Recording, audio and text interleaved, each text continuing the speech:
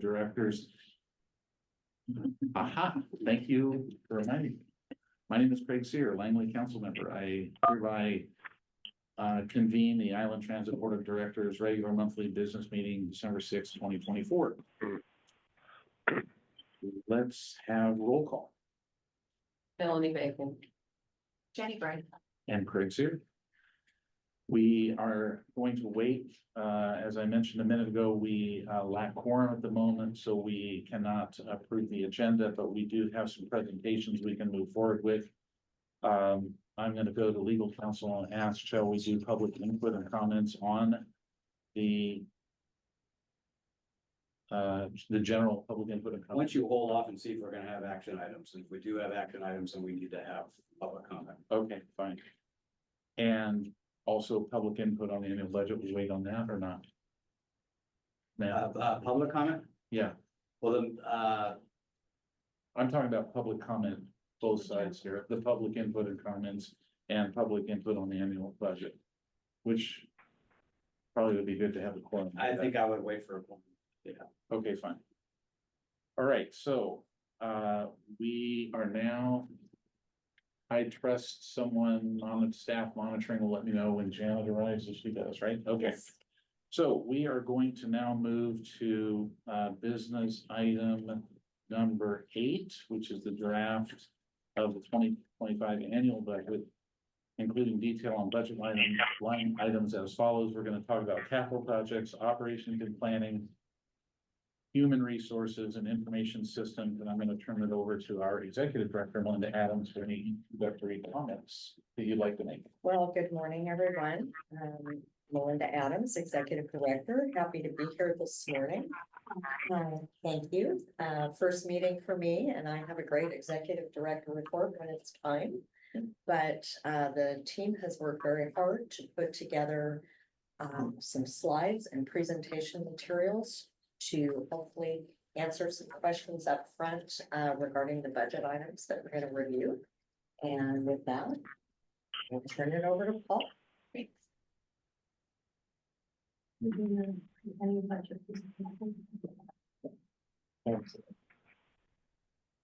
Thank you. Good morning. I just wanted to first, we're gonna have a number of our managers talk about their various areas, but before we did that, I just wanted to say a few words about the narrative that was put out along with the budget.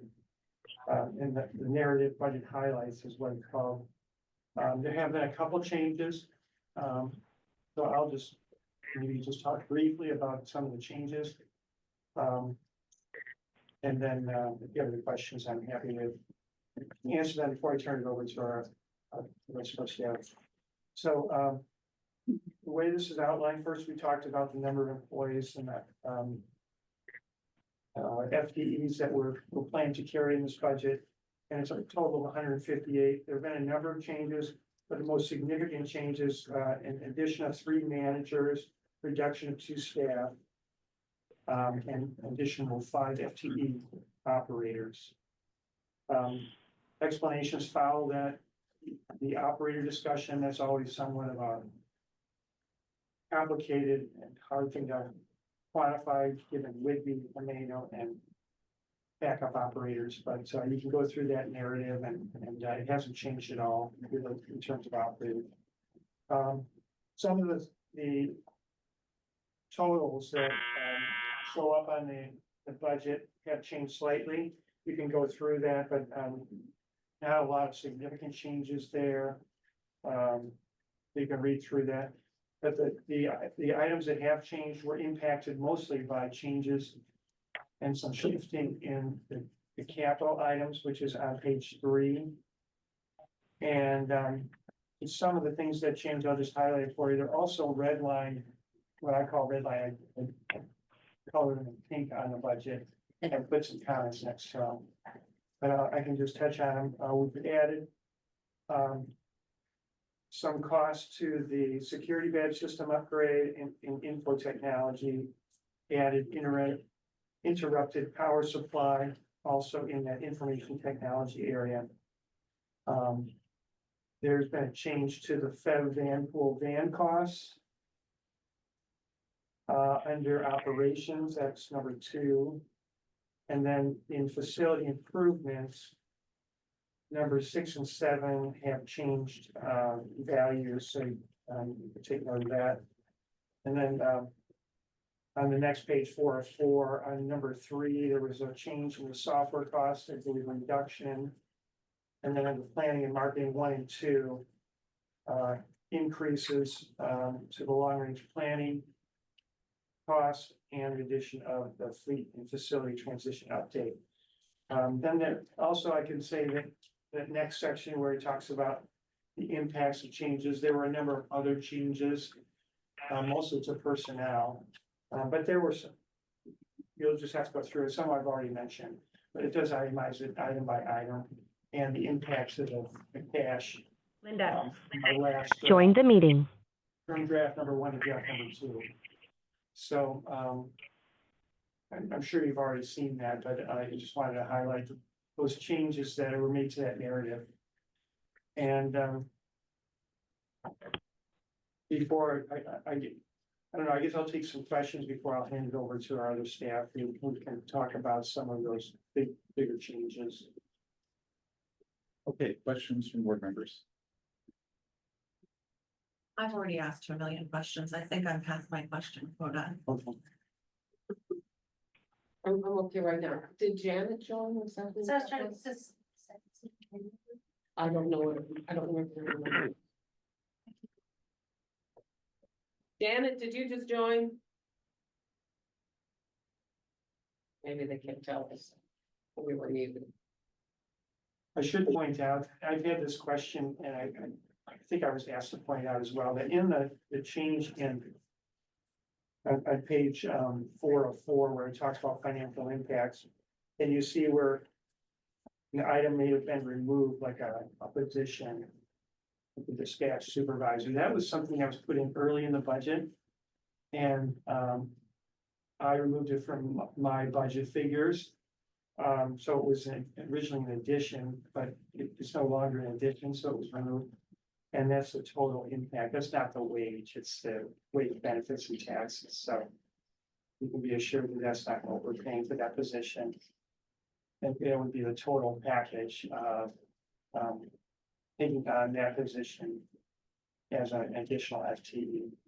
So I just wanted to make that really clear, because I know that was a point of question in other arenas. Sure, can do that.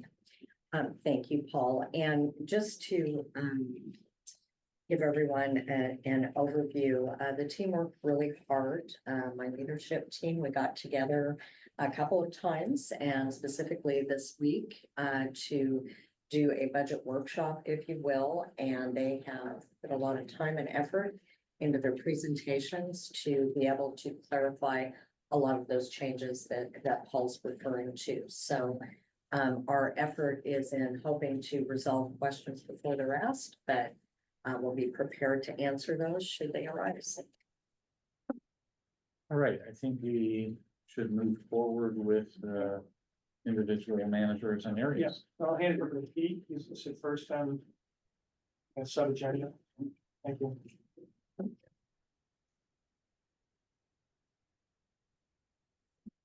Good morning, everyone.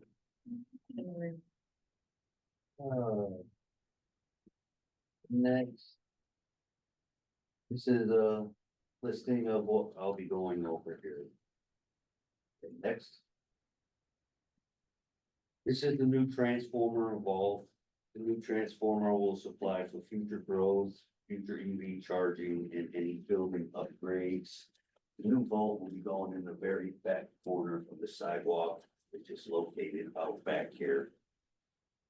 Cost is 1.2 million and construction should be completed, forecasted for April of 2025.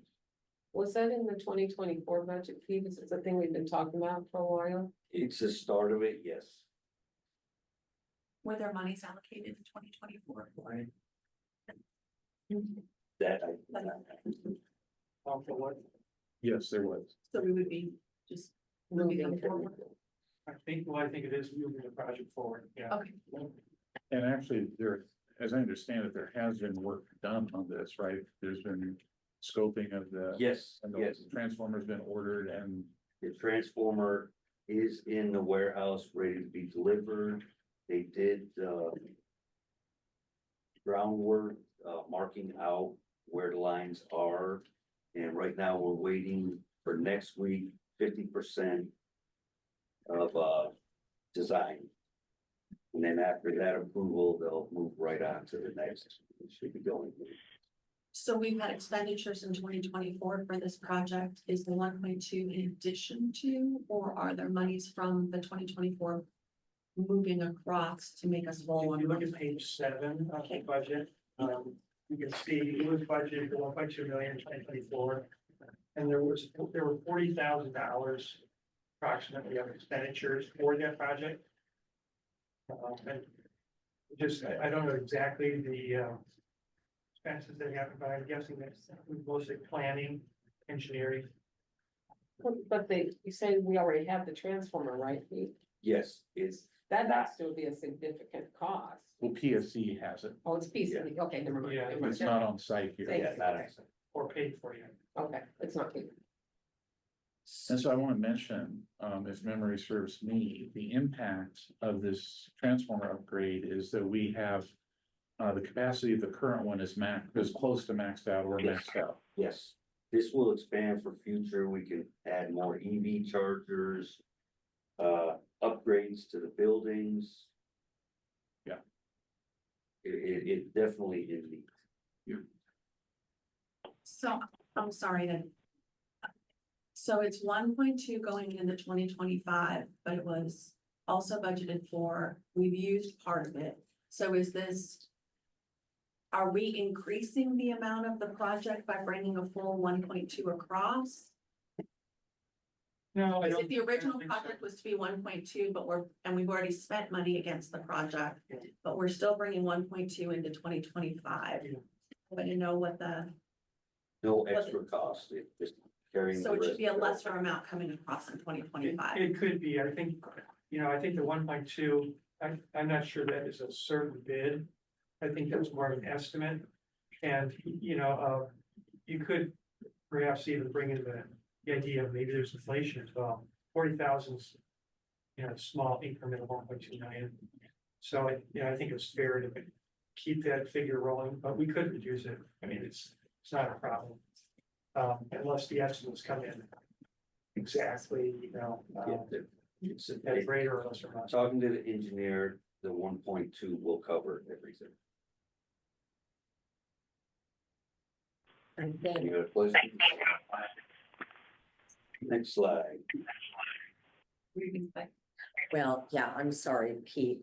I was gonna say, I'm looking at my notes from KPFF, it looks like 750 was for the construction budget. So if there were costs for preliminary engineering and design that you're mentioning in 2024, I understand what you're saying. You're wondering if we carry those across, and we'll make sure and review that. Yeah, because if the cost of the project is increased, that's great. We Right, wanna right. Document it, and if it Of hasn't, course. then it's not 1.2. Correct. It's Correct. 1.16. Correct. Thank you. We'll make sure we check that out.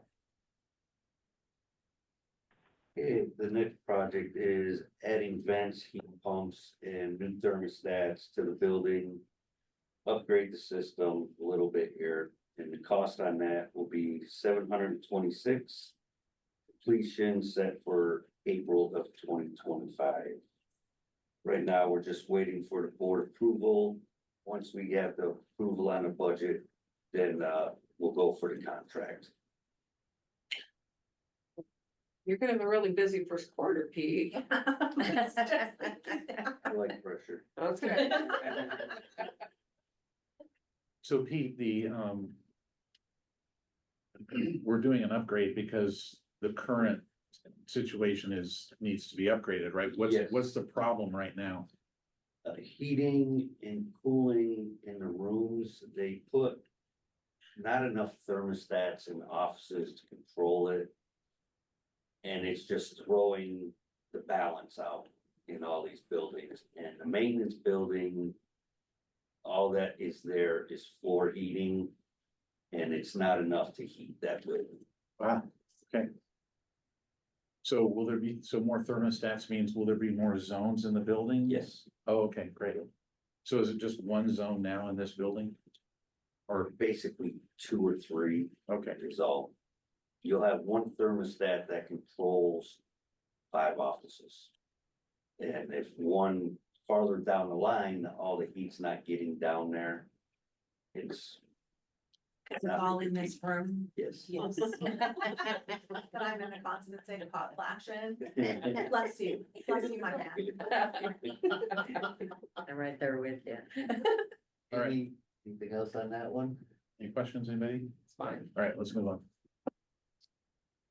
Okay, the next one is our camera system. This camera system is for here, for Camano site, Noble Creek Park and Ride, Prairie Station Park and Ride in Coopville, and Harbor Station. The existing system is outdated with many cameras that are not working. The new system has modern technology, and the cameras we're looking to get are 360. Cover more coverage in the areas.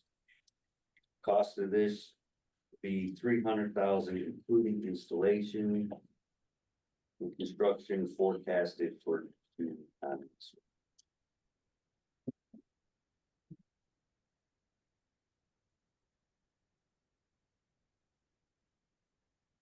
So, and an update for everyone, we now have a quorum. Board member Shannon Sinclair joins the meeting. Thank you. Apologize. Okay. We are moving through the budget section right now, and then we'll jump back to the business items that require votes. So continue, Pete. There's no questions on the camera system. We'll There. move on to the next one.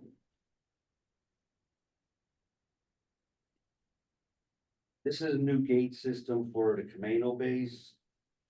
Right now, they have to hand push this open and closed.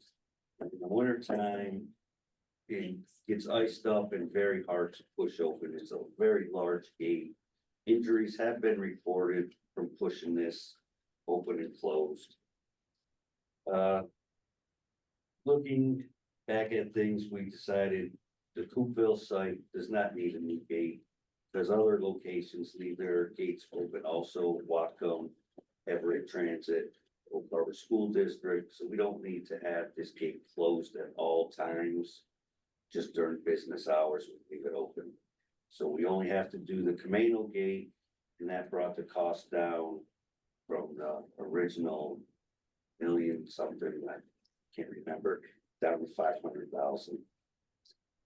And that is forecasted for completion in May of 2020. Having the gate open here during business hours doesn't pose any sort of security risk. No. We've had one incident where a gentleman, I guess, climbed under the gate, but he was stopped very quickly. But that gate closes in the evenings? Yes, it does not open up permanently until about 5 o'clock in the morning, and it closes automatically at about 7. My apologize. My apologies for being late, just traffic from here to there. Am I the only one in the world wondering about a $500,000 gate on Camino and why that one is necessary, but one in these other places it's not? The one in Camano is pushed, you have to hand push it. I understand just why a $500,000. I don't want any employee injuries. I'm supportive of the issue. I'm asking about if it's safe to leave gates open in one place. Why, and this is just it's not a rhetorical question, but Right. it is, why is Camino somehow more unsafe than Whitby? Is there a reason Oh, why no. we're spending $500,000 for a gate? No, the gate will be on the same year. Time it'll open permanently for the daytime Ah, and close. It's just, right now, when they go into work, they have to push that open and injuries are occurring. okay, that's helpful clarification. Okay. And actually, I will say we have had that at the road shop just a quarter mile down the road from this gate, so we do have issues on that. It's a very busy road, so I just was confused, so. thank you No, for the that. gate will be open during the day. It's very costly to electrify those gates. We also found that in Everett Transit. There isn't and- anything that's costing you. I know, right? Sure. But it's amazing that to electrify a gate, that it's $500,000. That is a very accurate estimate. And is this local funds? You know, Pardon me? is this local funds or is this grant? Like, what's this? Local. Local, okay. All right. Any other questions on this? All right, so before we move on, we are joined by another board member, Jill Johnson. I apologize, my schedule said 9:30, so I followed the schedule, especially in the morning. Sorry about that. It's okay. Onward, Pete. Next project, please. This is our water filtration upgrade. This will be out in the fuel building. We have a well room out there. The water now, without the filtration system, it takes its toll on our pumps and heating systems. We're always changing pumps. Pipes are getting clogged, a lot of leaks from, whatever's in this water system. It's corrosive, The as I best one. understand Yeah, it, right? it's very corrosive. The cost for this project estimated at $1.1 million. And forecasted completion is October of 2025. We've talked about this one quite a bit, I think. We understand that this is necessary to protect pipes. Any other questions? All right, thank you. Keep on to the next one, if there is a next one. Yep, there. Yeah. This is the expanded fuel building break room. The room now that the crew sits in is only 58.5 square feet. Very, very small. There's anywhere from 4 to 6 crew at a time. That goes in there for break between buses. We would like to expand the break room to 440 square feet. And It's the this thing, is the room right now where they're in. And we want to expand this area out, bring this wall out, everything out this way. And that also brings heating, Yes, because they're out there without heat ranges. Very cool. the high cost is the drainage field would have to be moved out. And the main beam would be right here. That also has to be moved. That's a possible high cost of the 700,000. So that includes the preliminary engineering Yes, and design yes. and construction, correct? Okay. and again, the benefit here is the employees that perform this vital function of fueling our buses. Work through the night, right? This is our night shift, is that Yes, correct? yes, they're here till 9 PM, and right now. You can fit 3 in there, and the other rest of the crew have to stay outside in the cold and wind tunnel out there. So this will, I was gonna also mention, I think another benefit is that it also allows some computing infrastructure out there. that- Yes, we can have, right now, they have to check their emails, come up here and get into the office in the facility section and check emails instead of checking at their work area. Which during the dark months and the pouring rain, it would be beneficial. to have Very this beneficial. standalone system, or a system that is not isolated. Okay, Yeah. So you're obviously in favor of this. I am obviously in favor of this. I Not the sales pitch. I asked to take a tour of this. Pete took me out there and showed me the issues, so, yeah. So Pete, there was a second schematic that was shared with us in a previous meeting. Was that one designed in a way that it did not address the drain field or having an Yes, additional? yes, cost? that one did also. Why was that one not selected? And cause over $1,000 per square feet, just, I have a little bit of sticker shock, so I was just, can you kind of talk me through that other design and why that was not more desirable since it was less disruptive. The other design would not allow, want to put lockers in there, bring the refrigerator inside. And it's just, this causes, gives more room, and if we expand to later hours and more buses, we possibly may need to hire more people. New construction is like $500 and some a square foot on the high side. Why would this be double the cost of new construction? This was the estimate that we were giving, so we're just going, this could come under budget. Not if we accept the estimate. I mean, I've never found that to be the case of a contractor where you recognize their high estimate and then they decide they're gonna come in at half the cost. I think it's a very valid question about not the project, which obviously has been well justified, but the cost per square foot is double what the industry rate is for commercial new construction in Island County right now. That is actually a hard number to justify for, it's a hard number to justify. Does a $500 square foot cost, Jill, and I don't know, include drain field septic issues, because he said they have to move the drain That's what the field as biggest- well. That's what. I mean, maybe not, but new construction is new permitting. Drain field, septic, electrical, I mean, new construction is raw dirt to construction. Okay. So. I'm not saying no, I'm just saying that this is the issue with the organization a little bit is. The lack of reality compared to other organizations.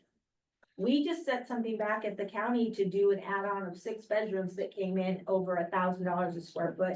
It didn't make it to our table because it was so inconsistent with the price of new construction. They're going back to the contractor and saying, justify your numbers. So I get taking a bid, but I also, you gotta push back a little bit when they're just pushing a bid up because they know government's gonna pay. These aren't like competitive bids. These are known payer, deep pockets. Okay, a government entity wants this, we're gonna give it to them bids. You gotta like push on them a little, or they are going to just retire off of government contracts. It's gotta be comparable to what other people are paying. Was this a bid or was No, this an this is the estimate? engineer, what the engineer said the price could possibly be. So this was not, we'd have RFP this or put it out to bid. No, So as a budget exercise, we're putting a placeholder in the budget for the fact that we need a break room. But we Yes. don't actually have any hard numbers about what that will cost until we RFP it. yes, correct. ITB. ITB it? What's IPD sample? Bid, invitation to bid. Because that's what transit does? No, that's what all public works. If it's a construction, if it's a finite construction project, it's a bid. If it's a service, it's an RFP proposal. So proposals can be negotiated, bids. Yeah. Generally are kind of fortune cookies. You open the cookie and what the number is. That's what it is. So does the board want to see this come back in the budget? It and would, say- it would come, the board would have to approve the actual project when it came back. So I think one of the things that I think would That's be the helpful guardrails I'm looking Right. for now. is the cost versus estimate as a descriptor in these That's a good documents. point. Okay. So if we're in an estimate and 700,000, we took the larger number because we don't wanna go over, but it potentially could be 450, which is significantly more palatable. I think it would be helpful for us to understand the estimate nature of some of these asks. Because, 700, 700 is what we're all looking at. So is that, So the slide, I Sure, think, could be modified to say budget estimate is 700, not the Mhm. cost, because Correct, cost does correct. kind of communicate that. we That have- we makes have a sense bid, to yeah, me. okay. and for things that, I'm sorry, one more thought, No, just, and no, for you want things that. that I think are so beyond what the norm is when we're looking at $1,300 per square foot. I think also looking at some sort of itemization of, you know, what the breakdown is of these costs, because I would imagine that the drain field and some of that has to be addressed before the build is probably a significant, I'm not a construction person, but I would imagine. Because that's the not normal piece of this project, to kind of understand what that chunk of the project would cost, because then that would help us to understand the rest is standard. This is non-standard and that's why it costs so much, so. And sorry, Janet. I certainly think that's something that we can get from KPFF. So when my experience has been when we do preliminary engineering and design on projects in capital construction, the design gives you an estimate of what they think it's gonna be, right, to build it out. So, yeah, from now on, rather than using cost, when we're looking at the preliminary engineering and design estimate, that's the language we need to use on there. But to your point, a detailed breakdown, I think that's something we can get from KPFL. And what I wanted to hear what that Matt said is that this is an estimate to plan, but this is not our decision package on this Correct. project. Correct. And that's the guardrails I was looking for to address the concerns about cost is it feel, you know, when I was getting ready yesterday and I'm reading this, I'm like, it feels like this is all the decision package that we're voting on. Because of course, if we give you budget, we've given you authority. And what I'm hearing is this is estimated cost for planning, not budget authority given for final approval. That's the guardrails I'm looking Yeah, for. any expenditure over $250,000. I was just gonna say, Comes yeah. to the board, and so it's a standard bid packet clause that gives you the flexibility. Is the board retains its right to reject any and all bids, so Right. if a bid comes in that's, you know, out of the realm of reality. We have and this happens, but sometimes we just take the whole slate and say, we're gonna redesign it because this is over what the money we have allocated for You it. can say yes, no, Right. pause, So you redesign. have a couple of guardrails. One, in the budget document, there's stratas of authority, and any authority over an expenditure of $250,000 is required under our procurement policy to come to the full board, so. Thank you. All right. Thank you. What's next? All right, the Terry's Corner in South Whitby Transfer Station. Terry's Corner is gonna be the support staff and operators area for lunch and stuff. The cost on that is 1.2 million. Right now, we are still waiting for WASDOT to sign the airspace lease by approval, currently at the AG working right now. So this is So again, also, it's estimates. yeah, right? well, I'm sorry, no, but this was in 2024, correct? Wasn't it? And so this is another one that's moving Moving forward. across. Didn't we not already get revenue for this project as well? No, No? but we were awarded a grant for $310,000. Okay, partial. Okay, so that's important And they've been waiting for over a year, I think, Yes. for the For airspace lease. this airspace lease. And can someone remind me what an airspace lease is? Does anybody know what that is? The state retains the ownership of the dirt and they lease the space above it. Okay. So, And that's standard. WASDOT is very reluctant to give up their land rights, just historically. right, so we spoke to WashDOT yesterday, I'm sorry, spoke to WashDOT yesterday to follow up on some other items that were pending. And they sent me the email chain, I was in a regular meeting. They sent me the email chain that they've been following up every 2 weeks to a month with the AG's office, but there's been no movement there.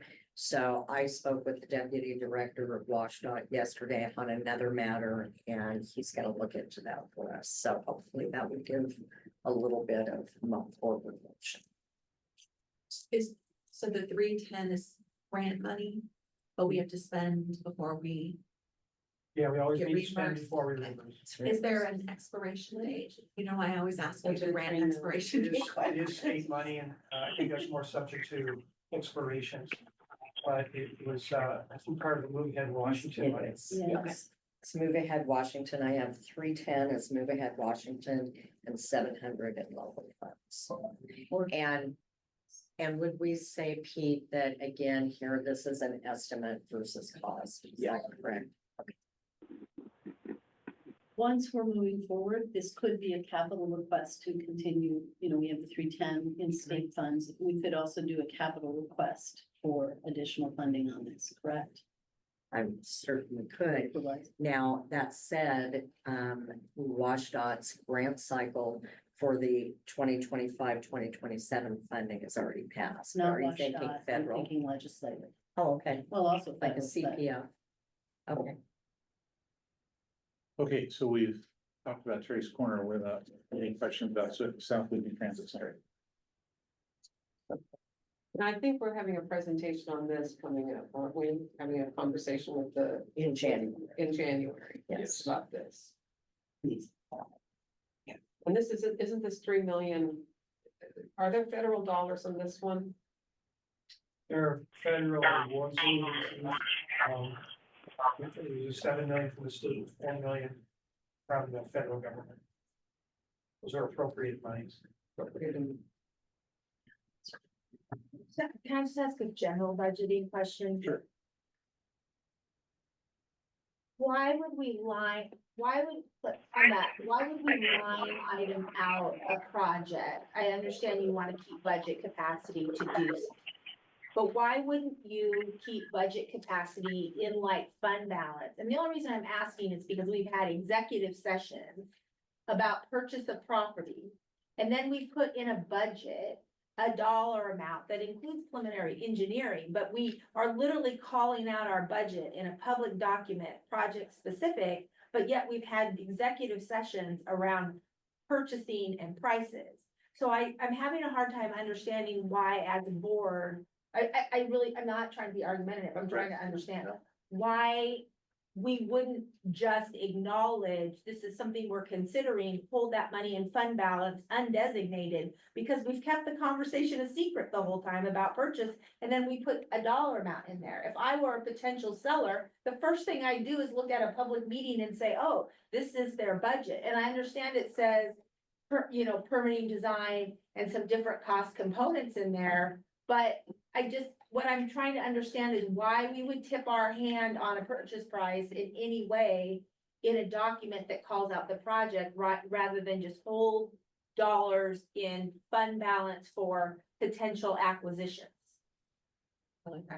So in 2020, last year, in 2023, the South Liberty Transit Center had a line item. In fact, I think it could have been a year before that. Was that right? Yeah, it could have been 2022. So this is just how we do it. 2024, there was a figure for the bigger project. Over 7.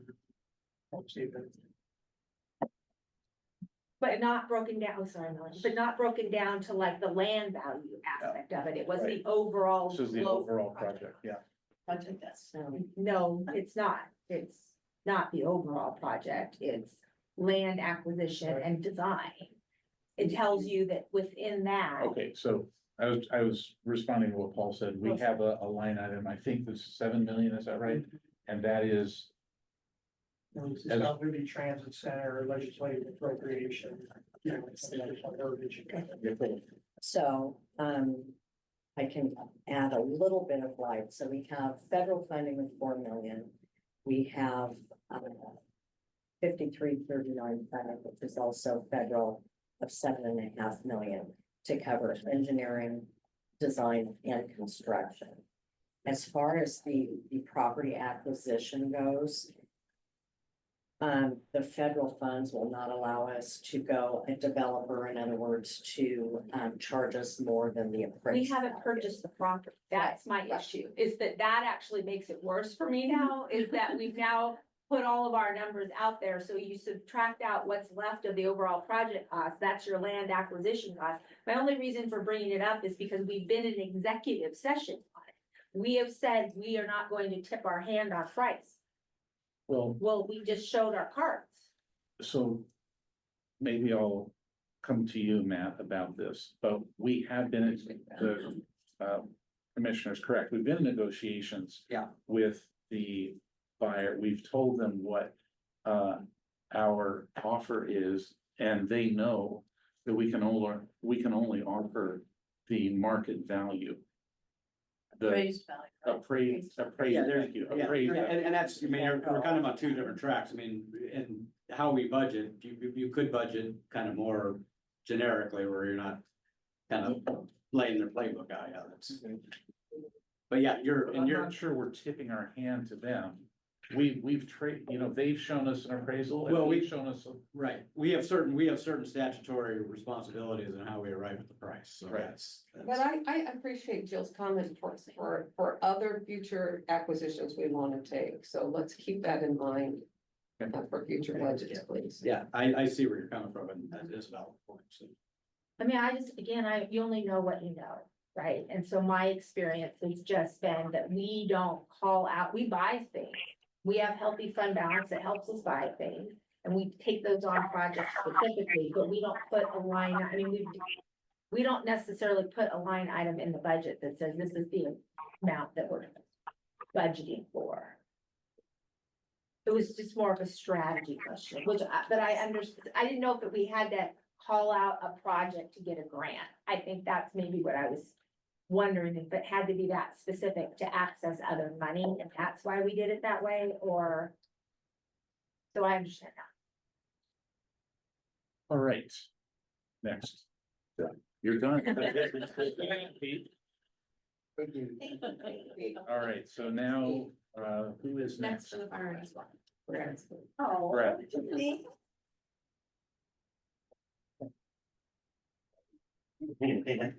Good morning.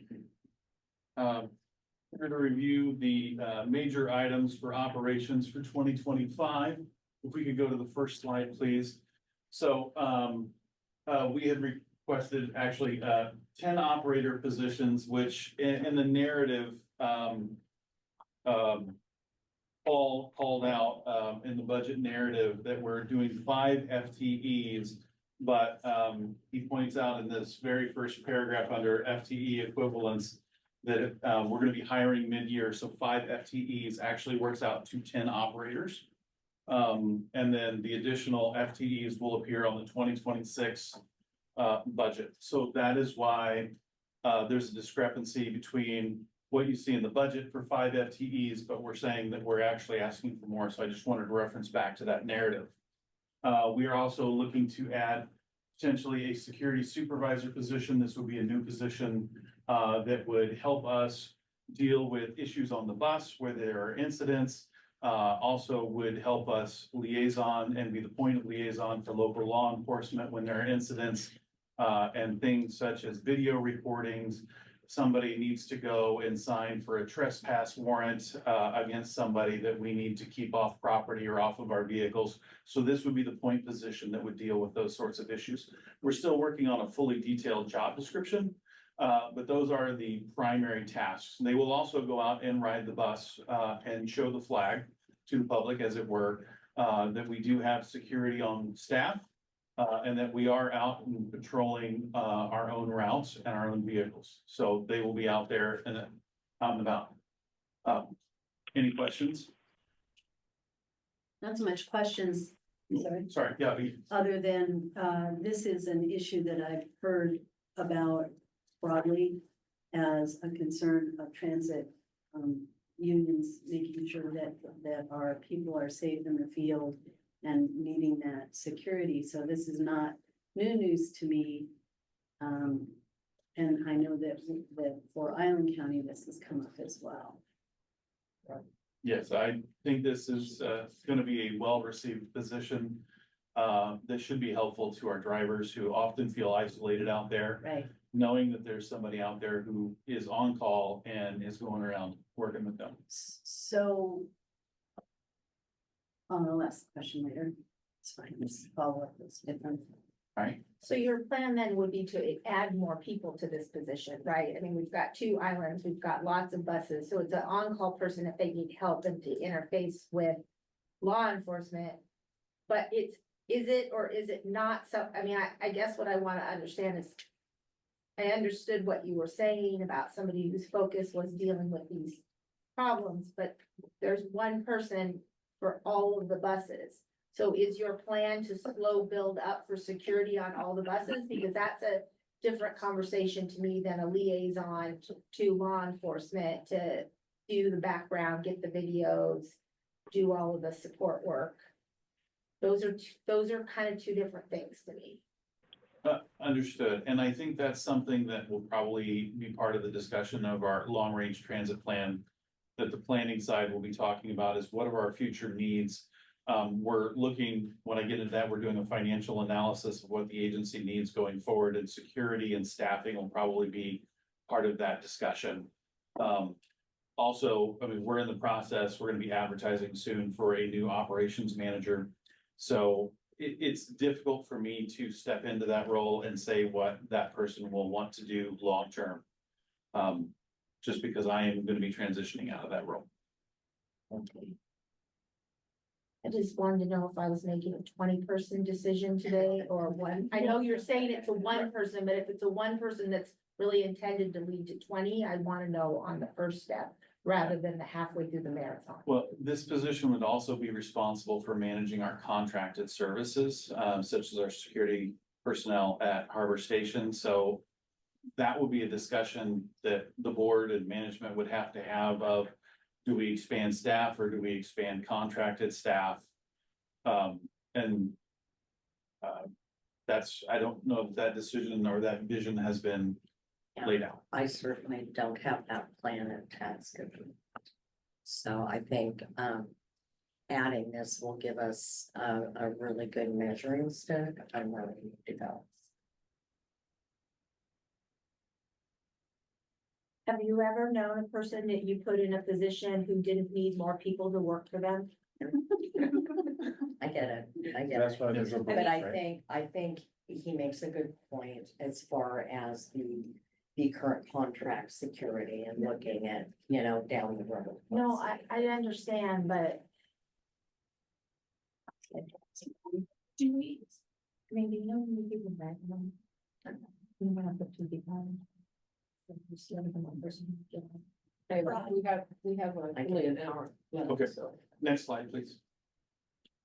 The department has done a little bit of a reorganization. Our open supervisor position is being converted into an assistant operations manager position.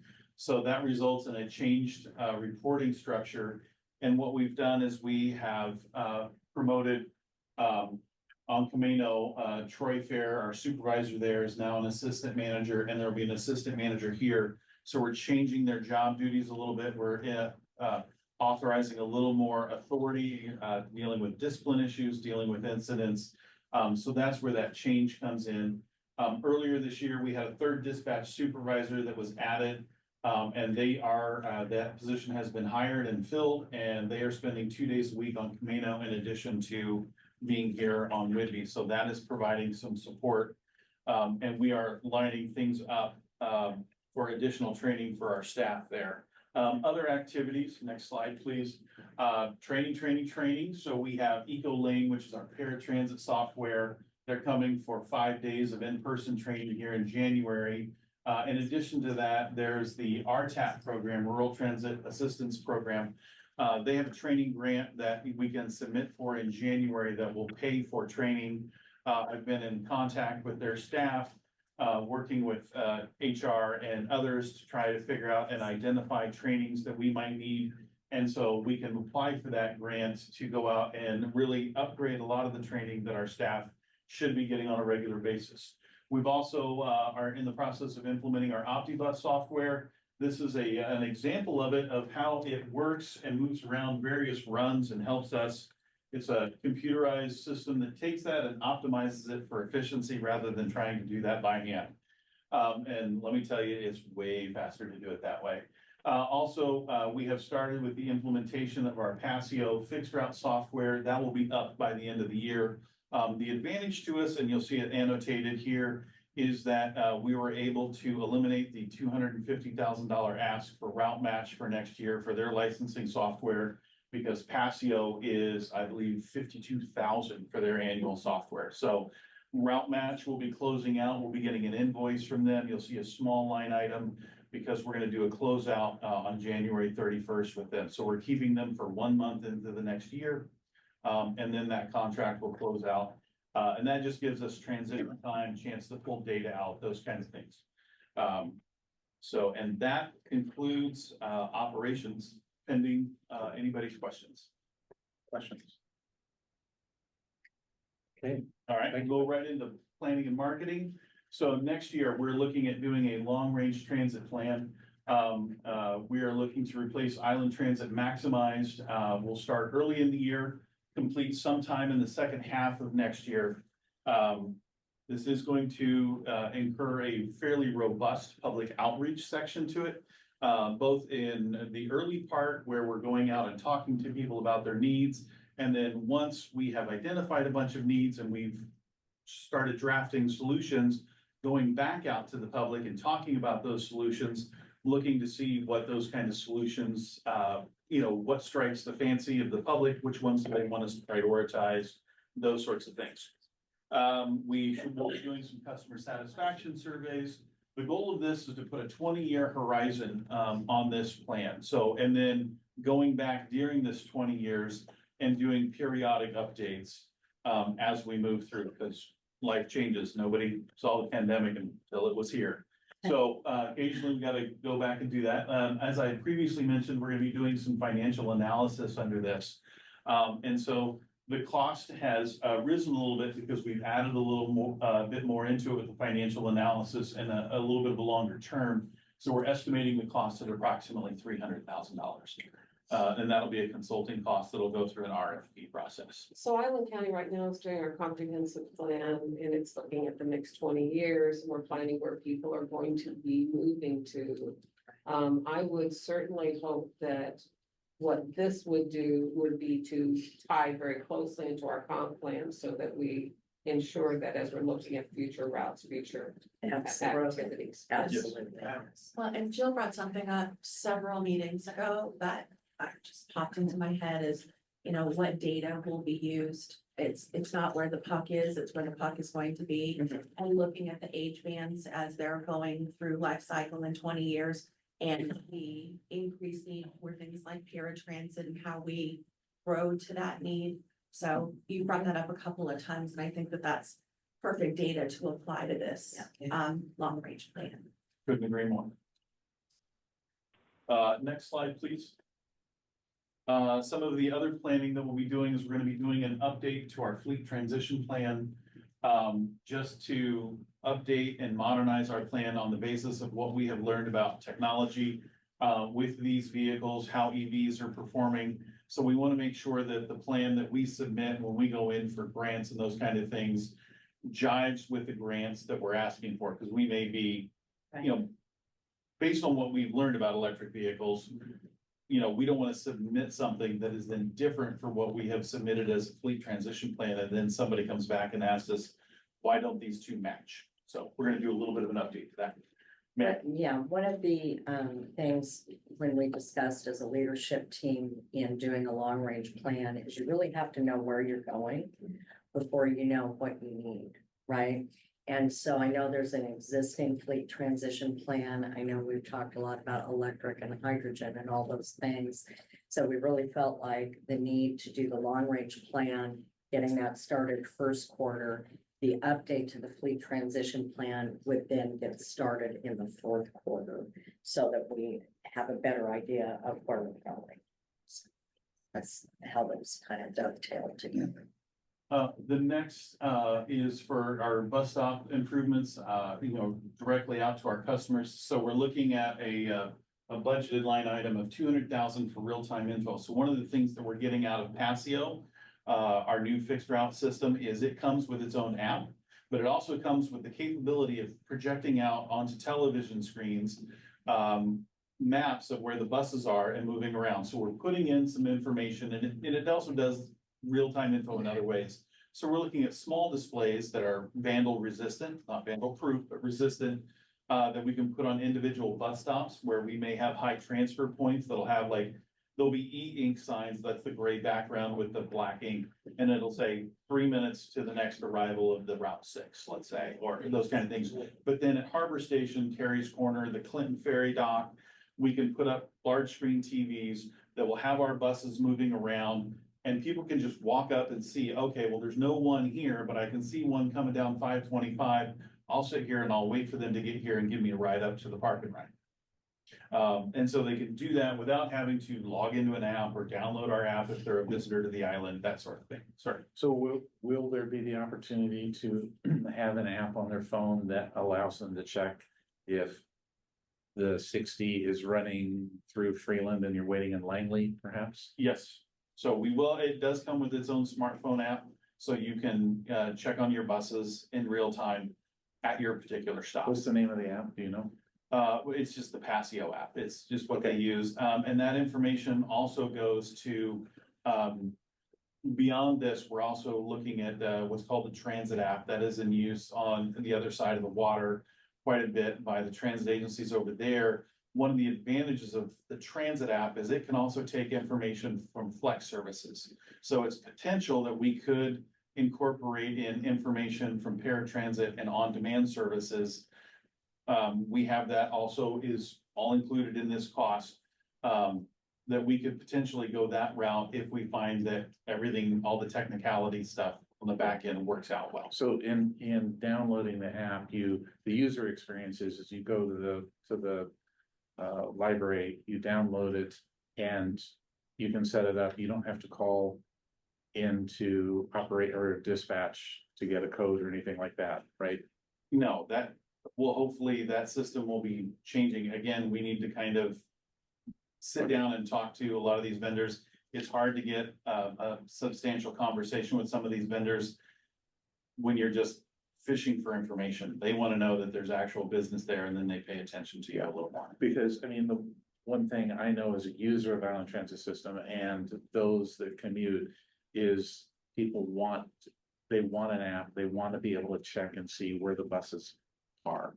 Yeah, and that comes with the Passio system. So Because just as for the board's knowledge, if you're at the Clinton Park and Ride and you're waiting for the bus and it's at least 5 minutes past, you have to make a decision. Am I gonna wait this out or am I gonna start walking to the ferry? And having, that ability to see real time where the bus is a big deal. yes. Additional things that we're looking to do for the customers next year, new bus shelters for 250,000. That will be somewhere between 10 to 15 new shelters. It depends on exactly what the cost is when they come in. We are in the process right now of having a shelter selection process that includes the public. So we're getting ready to go out with a survey where people will be given a range of options and the public gets a chance to weigh in on what our future shelters should look like. So appreciate that the public gets a chance to weigh in, but what I care about and want to make sure we're doing is protecting the vulnerable populations that may not be aware of or ready to engage in a survey. So I want to make sure we're looking at places, I've watched across this right here, that these are folks who don't have options or at the Haven where they're out at 5:30 in the morning in the snow. I want to make sure we look at our places where our most vulnerable populations are waiting for a bus. They're completely transit dependent and make sure we use those shelters to house those who are most vulnerable first before we go to, another location that is I take the bus once a week or once a month to go wherever, and it'd be nice if I wasn't in rain. I appreciate that, but I want to protect those people who take the bus every single day and are more vulnerable as our first priority as a board. That's just my opinion on how we look at those shelters. I appreciate the one that's over by Krabby Coffee in Freeland probably doesn't need to be the top first one, right? Yeah, I I just know. want to have that lens. One thing about the long-range plan will help us to establish service standards and metrics that will measure you know, the number of folks that are using those shelters to help prioritize, you know, where that's needed. And we know, for example, up on North Whidbey, where the data from the CDC, the Social Vulnerability Index, some of the American ACS data will tell you that's where our more transit dependent, low income folks have to take the bus. And that's their only choice. So I just want to make sure we're thinking about this from that from an equity lens or from that fairness lens of, and protecting those who I think most need to be protected from the elements when we're planning for this. Yes, ma'am. Couldn't agree more. Also, I'm saying the exact same thing, but I was gonna say it different, but it's the exact same point.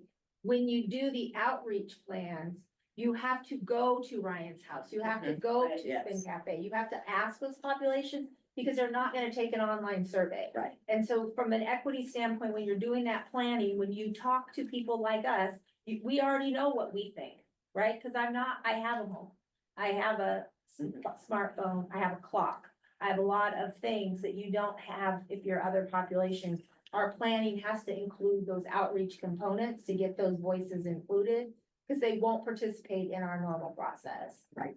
Okay. In the county, we talked about reaching out to the buy-in for organizations. Yeah, and I look at it from a Title VI specialist 100%. perspective, where I've served a really long time, and you do have to meet people where they're at. It means putting our staff on buses to talk to the riders. It means going to those places that you're talking about and having multiple opportunities with different locations, appropriate language materials, different times of the day to really, because that's the only way you're gonna get the kind of outreach that you Good. Yeah. Thank you. Yeah, you bet. Additionally, we're looking for 20 new semi seats, so that's what the gentleman here, Paul and one of our other staff are sitting on. So to try to bring a little more seating out there. Bus pullouts, we are looking at approximately $500,000 as a fund to help kick off this effort. So this comes from the need to redo some bus pullouts like our at Regatta Avenue near the Snow Isle Library in Oak Harbor. That's one that has some significant ADA issues with it, so we need to look at that, kick that off and reconstruct. And then also on SR 525 and Highway 20 for that matter, you know, not every place that we stop has bus pullouts. In some cases, even though it's a safe practice of pulling over and blocking the intersection, the side road for boarding and alighting, the WISTIP best practice would be a bus pullout on the far side of an intersection like that. So this is about an effort to move us into the best practices. Is there any evaluation being done on the appropriateness of existing locations? So like I can think of a couple just in Oak Harbor where I'm like, this is the worst, in my opinion, obviously, my vast knowledge of transit.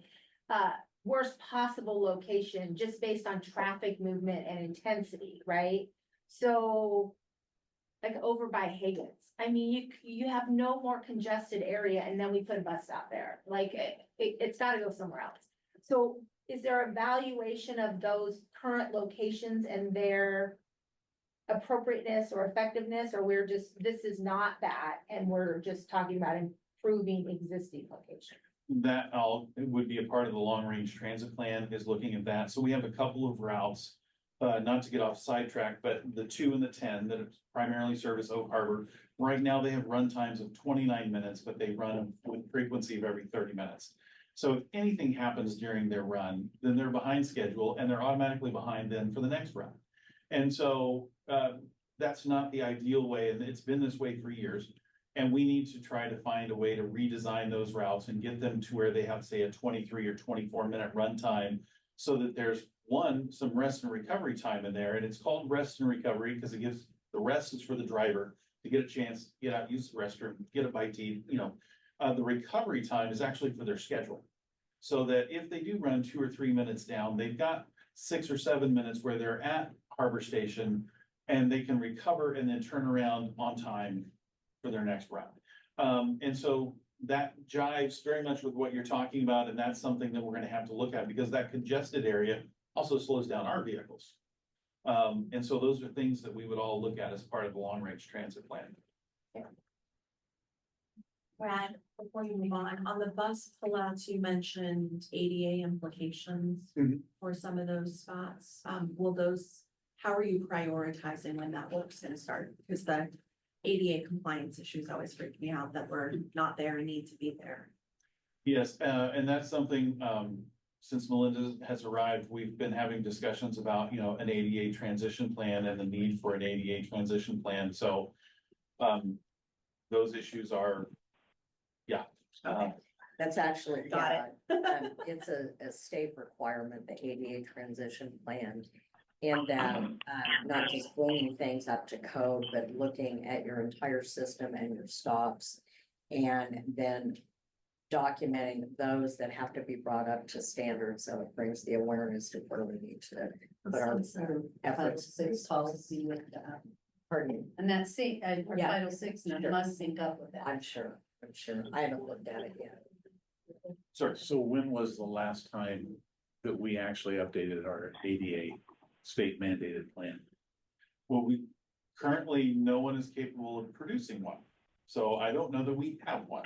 And it's So state- we're on it.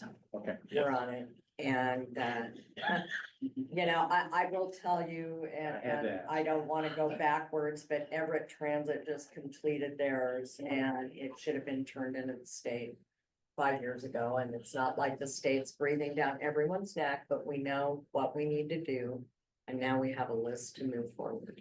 So we should probably expect to have a larger budget request ready for 2026 Yes, in response. yes, yeah. We'll get some checklists together and make some assessments and get some folks on that. I think D is probably, well poised. I know when I asked some questions the other day, people were panicking. but I said, I'm sorry, I think I missed a budget meeting before this one, so this is probably all my fault.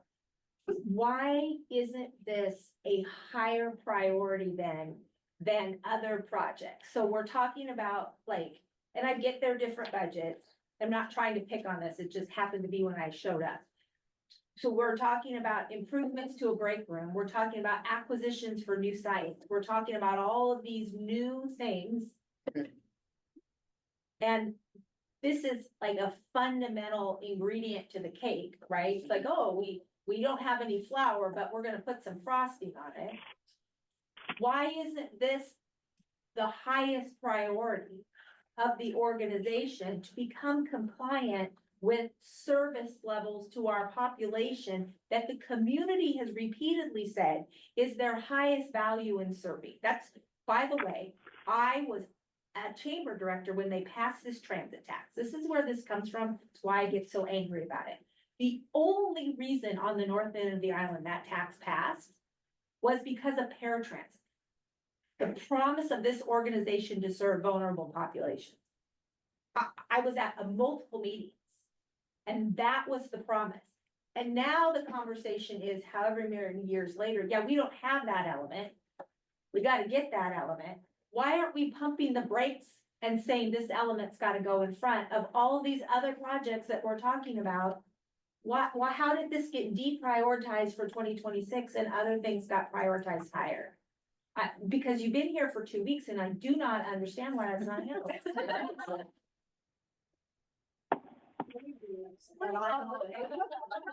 So, all that to say, I kind of answer that for you. In that I wasn't here 3 weeks ago. And I've had my pulse, my specialty has been in the Title VI area and all of that from a grants compliance standpoint. Now we need to move forward and prioritize that.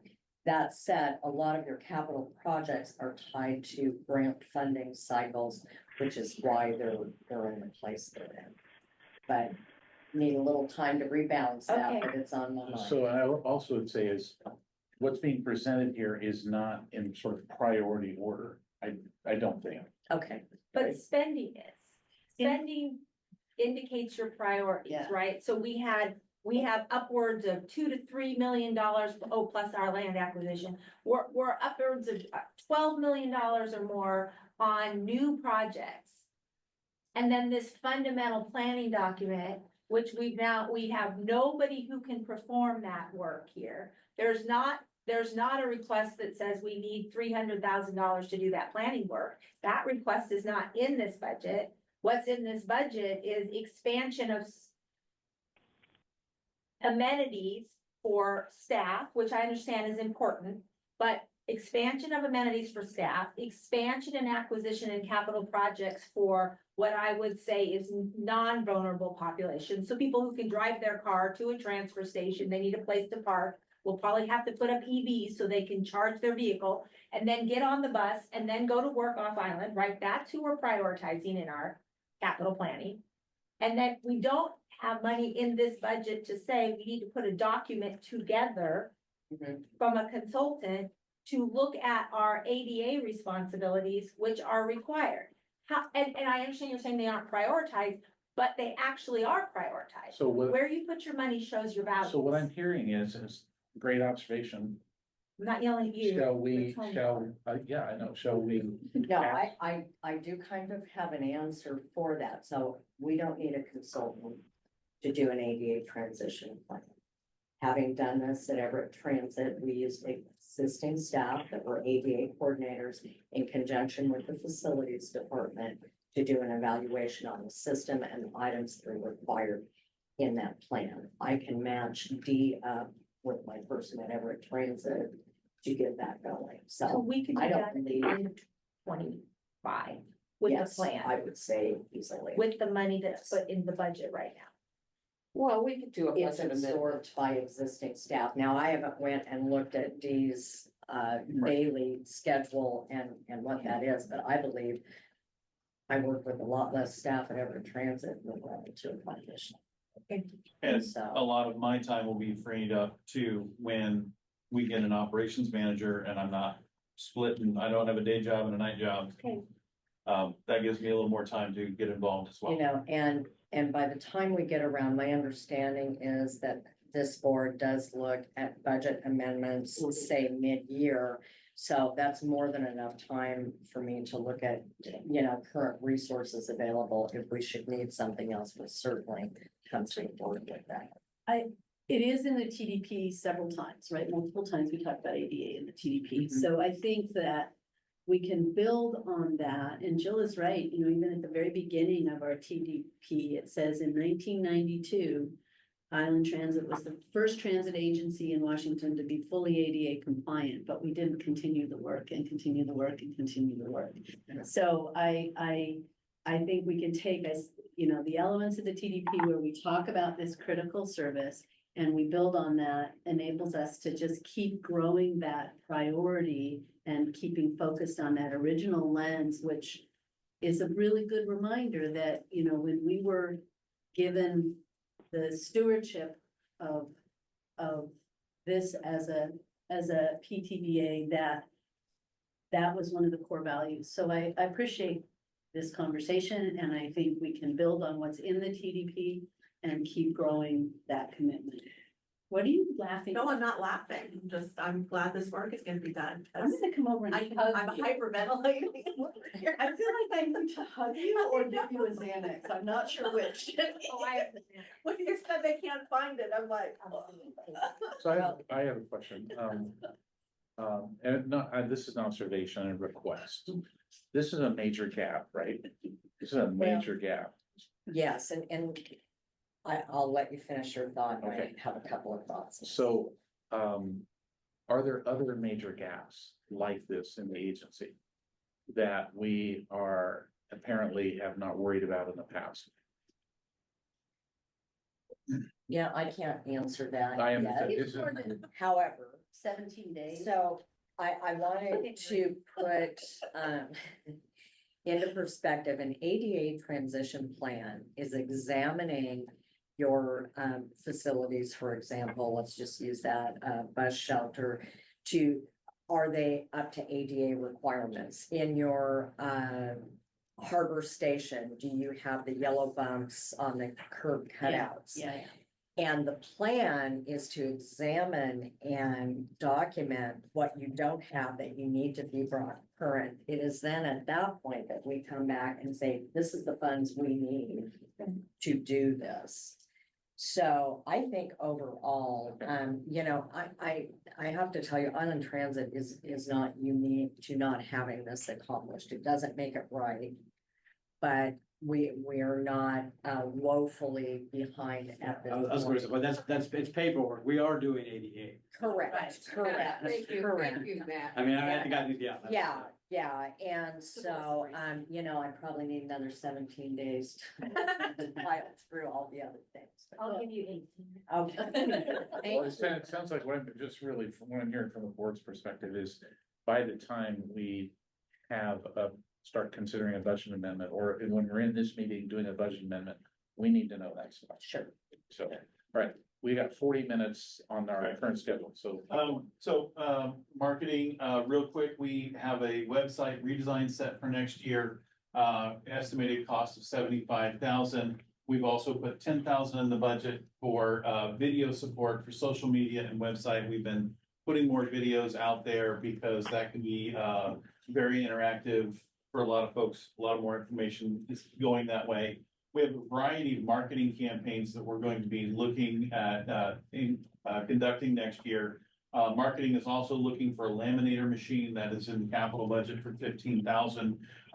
We do several hundred pieces of lamination when we do a service change. We do 3 service changes a year. We're killing the small machines relatively quickly. And so we just need an industrial grade laminator machine. Next slide, please. Question, Yes, website redesign, yes. that's the budget. Is that truly enough to do the website that we need? Yes. It is. Just did that last year. Okay, So, and we Everett Transit, I'm getting away from the word we, Everett Transit did a great job for 75 Okay. in updating the website. okay, thank you. Brad, on the third bullet, the marketing campaign, so there's no dollar amounts assigned to those efforts? No, these are just the efforts that staff's going to be engaged on. Tony, Celine, when we're out there, what are our focus going to be? We're also working on a number of other partnerships and activities. Previously in November, we talked about, working with Oak Harbor as a partnership to get electrical chargers installed there for our vans, and sharing those with the city. I've previously talked about our real-time app that the 2 departments are gonna, partner on. We have some great working partnerships out there that we're going to continue. One of the more recent ones is the city of Oak Harbor Marina. We're adding at their request, they've invited us in, for an on-demand stop there, for our Zone 3 on-demand service so that we can service the marina, especially in the summer when they have boaters coming in and the boaters want to get into downtown Oak Harbor, or other areas. So, and with that, I think I'm done. Can I suggest a partnership as a brainstorm or not now? You know, I have no impulse control. As you were talking, it would be interesting to explore a partnership with our court system. You know, people get their driver's license suspended at district court all the time. And then they go out and drive their car someplace because they have no other way to get to work. It's a very odd thing about our system that we tell people they should get a job and get going, and then we take their license away. But that would be a good partnership opportunity to educate people on the routes right then and there, because the first thing that happens is you're panicked. How am I going to get where I'm going? I have no legal driver's license. I just think it'd be a good educational location, and by the way, I just thought of it right now, I was like, when you were saying like, who needs it? I'm like, well, the people who don't have driver's licenses, and they typically come out of the courts. Thanks, It's just ma'am. an idea No, of where to have like bus routes and have that explained. All right, next. yes. Mine should be short. See if my slide matches what we put up there. I tried to make it as small as possible. Really, this is more about just to do a little bit of a deeper dive into what you see in the budget, on the budget summary tied to wages and salaries. And we did just want to be very transparent in some of the staffing shifts that have occurred. So I categorized them by position reclassifications, and Paul did speak to this a little bit. So you'll see that we had a procurement specialist. We are reclassifying that to a risk and procurement manager. So that would be just a reclassification of that position. We have not completed the job description or posted it yet, but that would be better use of that FTE to help us at a higher level with procurement and a higher level with managing our risk. Then the other position reclassification, Brad mentioned it, is we've reclassified one of the operations supervisor positions, the one that was here on Whitby, there were two. We reclassified one of those to the operations assistant manager. So that was not an add to staff, that was just a reclassification. But in terms of specific adds to staff for 2025 with approval of the board, you'll see up here, I titled it Operations Security Specialist. It's the same position that Brad was referring to, Operations Security Supervisor. We're landing on the title and the name. And that, of course, at this point, the plan is it would report up through operations. That may change as we start to dive into the position. Because we promoted our accounting clerk, accounts payable specialist to the position of accountant, it would require an add to staff to bring back an accounts payable specialist. So if that is needed, that is that particular add to staff, and of course that would report up to finance. And the additional add to staff would be in our IT area, would be a network administrator. So right now we have a manager, we have a systems administrator, and we have a tech. And so a network administrator would help with that process as well. The current open positions that we have is the human resources manager. Melanie is getting very excited about where we're at with our hiring. We did do first round interviews this week, and we have second round interviews scheduled for next week. So we are very close to the hiring of that particular position. And then you'll see up here under current open position, it says capital projects manager. It is a renaming of the construction project manager, because there wasn't a need for a construction, but more someone to provide the oversight as it relates to our capital projects. So that as we're bringing multiple departments together on one project, that was the gap, that was the piece that was missing. So that would be part of their role as well. The other item that I would share, just as you looked at the summary, major assumptions that Paul had put together, and he made a mention of it in terms of the reduction on page 3, I believe it is, or page 4. Down at the bottom, the changes where it was the removal of the dispatch supervisor and road support. Just to be clear, those were not position eliminations. Those had just been duplicated in the original budget that was put through. So I just wanted to be clear we weren't eliminating positions on that. And then my final comment to the board is for your meeting next week, where you will be doing your discussion to approve the budget, make adjustments, approve the budget. We will also have the 2025 wage grid. So we feel it's very important that there be a resolution and that the wage grid be approved. And you will see that in the wage grid, we, thanks to great work from Melanie as well, we have reformatted the wage grid to show very distinctly non-exempt positions and exempt positions. And the reason for doing that is Washington State has a mandatory salary threshold for exempt positions. That changes every year. And so it allows us to be more fluid with those changes instead of having exempt and non-exempt positions in a same level. Although their pay won't change, we're just making it clear non-exempt and exempt. So that's all I have for human resources, unless there are any questions from you. And the COLA for 2025. So the COLA, I believe the finance committee and what's in the budget, the COLA, and this is what the board is going to have to approve, is set at 3.25, but our wage grid is looking at 3%. So we need to have some discussion, and a 3% COLA is very generous on the wage grid as we look at that. So we'll be prepared to have both. So whatever the board approves, I believe, Paul, correct me, the budget where you have wages and salaries is based on a 3.25 COLA. That's true. Because that's what the finance committee had discussed. Is that correct? That's what was in the document. I don't think we discussed the alternative. It's the amount that aligns with represented as well. So that's the idea behind it, is treating everyone the same.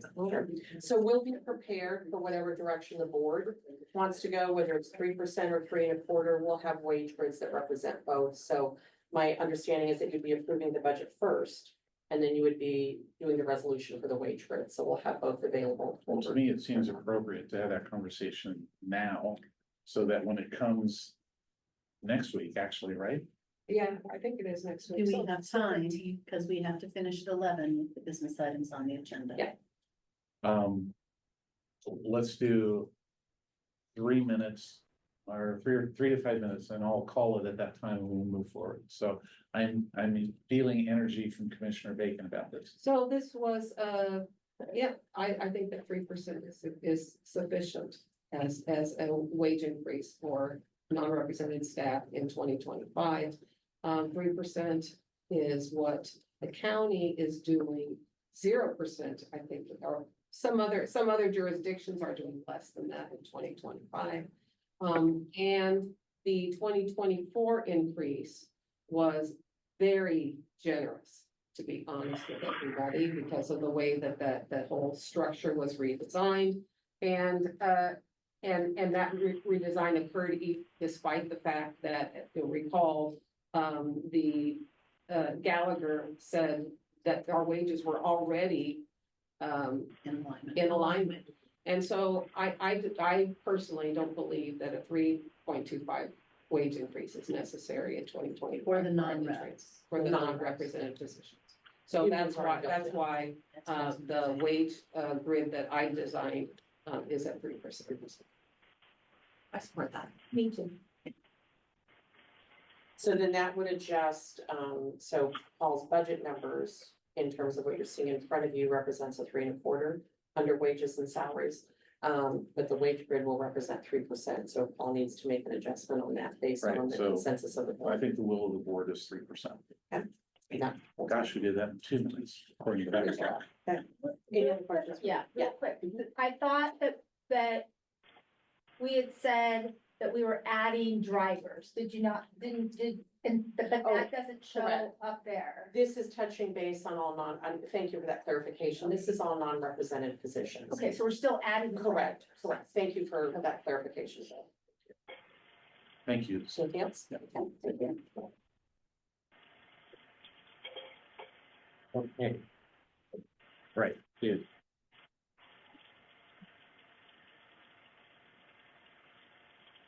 Morning, everyone. So before we get started, I wanted to explain, excuse me, the term end of life, because you're gonna hear a lot of that this morning. So that varies per manufacturer, but generally means that support will end for a particular product or service. So sometimes that will mean that the product is just simply end of life, it's aging out. So we've got a centralized data storage array that needs to be replaced, as well as the backup storage systems. The backup storage systems have very old drives in them, and although they've been very reliable up to this point, we're reaching the point where their reliability is going to fall off and we risk a failure. The centralized data storage array, what that basically is a large bundle of disks that where everything in the building, essentially all of our data is stored. All of our virtual machines, servers, and everything else is on this one piece of equipment. So, again, this was end of availability is what the manufacturer calls it. So we're running on supplies in stock. Once those supplies run out, we won't be able to get any replacement parts for it. So it's time to replace the device entirely. So this is a future IT ask. We have this one here now. I hear you, Yeah. I hear you. This is, what I'm gonna say here is different. What you're telling me is 100% of our data storage is on-site and on-site servers, such as this, yes. Should we have a national disaster or a major event, are you telling me that 100% of our data is at risk? No, Is it No. backed up to the no, this is cloud? not a backup. This is where our data lives that we use. Where is the backup? Okay, so we have our backup right below it. Is it here? Yes. Okay, you're still telling me the same No, thing. no, hold on. We also have an offsite data storage at Camano, okay, which backs up a duplicate of what's on this device every day. 7 days a week. Is any of 365. this, cloud-based appropriate? Yes, that's where I was A going. lot of it's cost. I mean, we have the facilities to be able to do it, and it is offsite.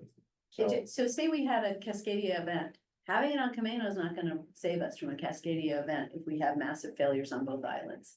So I'm just saying that a future ask of mine is to look at the issue of data security and storage and perhaps consider a hybrid approach that allows us to have offsite storage in Eastern Washington or wherever, so that a single event cannot take us offline. I have to agree. This is a new environment for me in, what do you call it, a virtual, we work with virtualized environments, a so everything runs virtualized off environment, yeah. several servers. I've never seen that before. It's Yeah. interesting.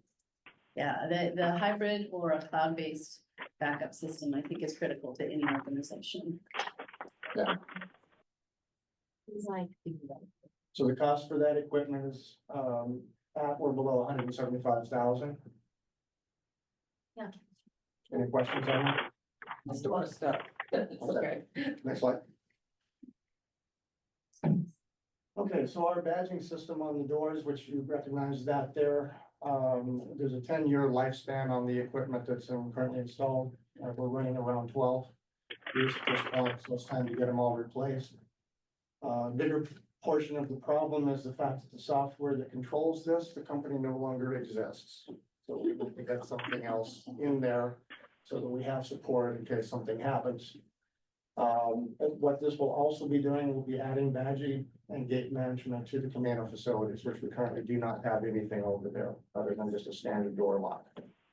So, but this will also give us the ability to put the gates, that will be, when they're replaced, they'll be controlled by the system to open and close at specific times within, or we can manually open and close them electronically rather than having to get out and push them open. Cost is $75,000 between the two facilities for that replacement. You know who you wanna go with? Yes, I have a specific vendor on that. Okay. I don't recall at the moment who that is, but I do have the documentation for that.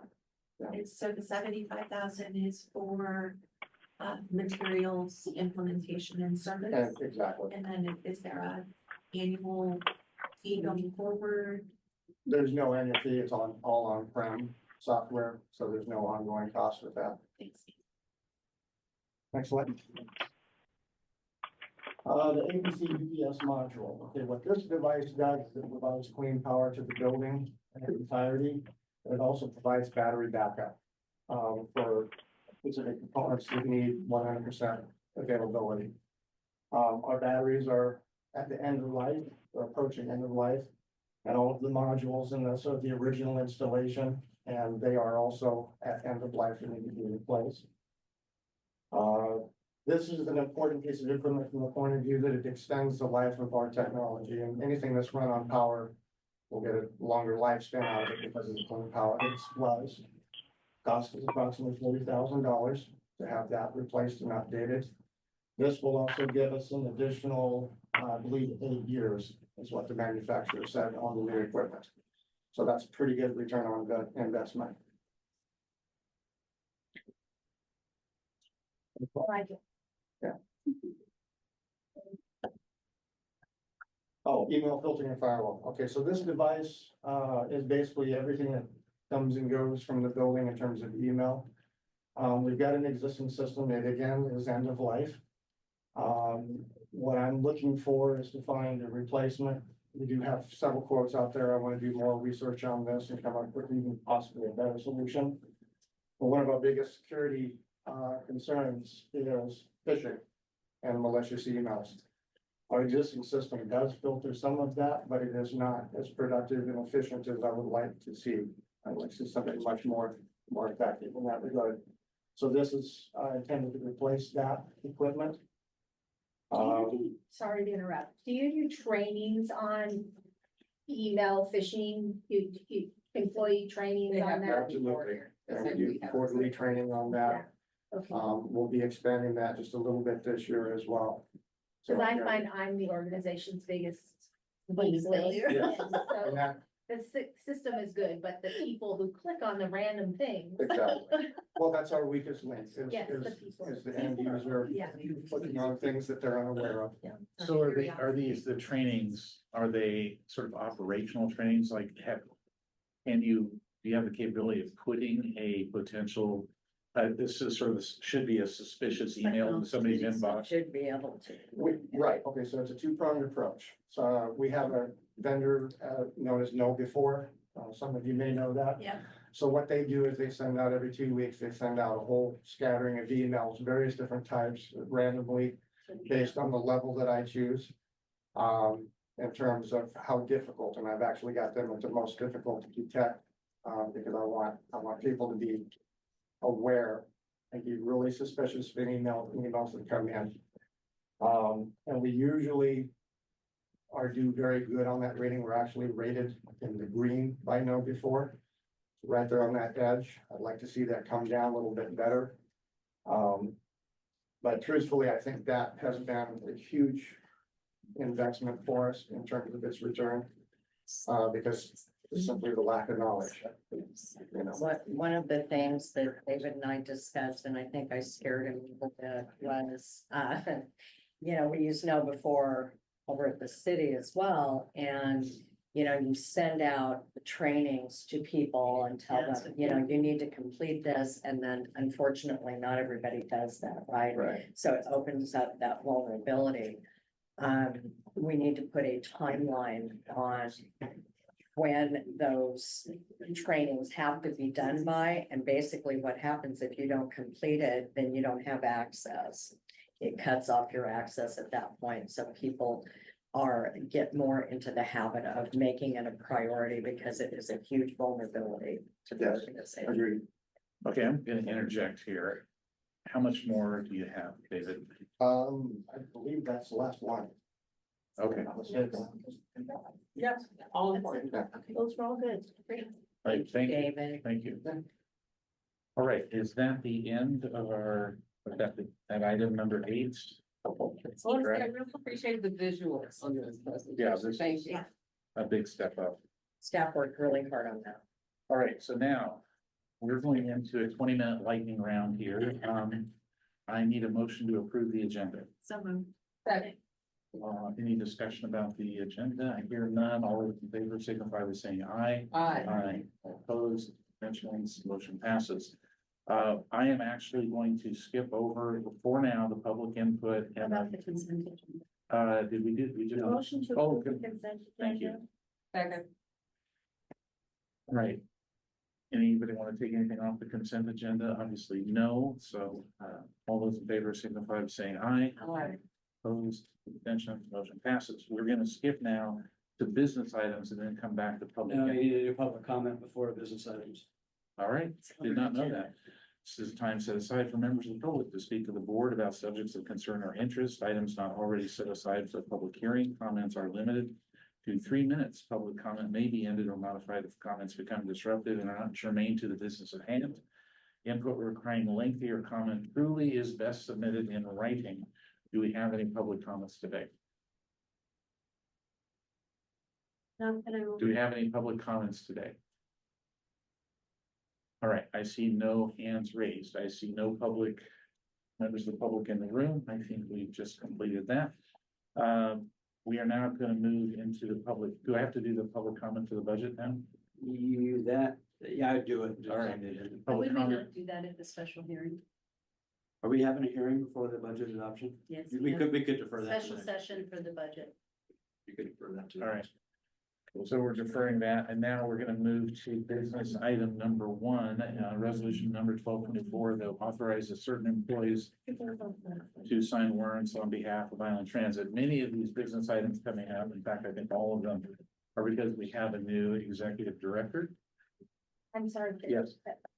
I don't think Matt and Janet were on the same page. So Matt, what you were saying that we have to have the hearing prior to the adoption. Is that what you just said? We don't have a legal requirement for a hearing, so, Oh, okay. so we can, Because the next meeting, the special session is for the adoption. It's Yes, not a yes. public hearing. No, And it's so I for wanted the to- adoption.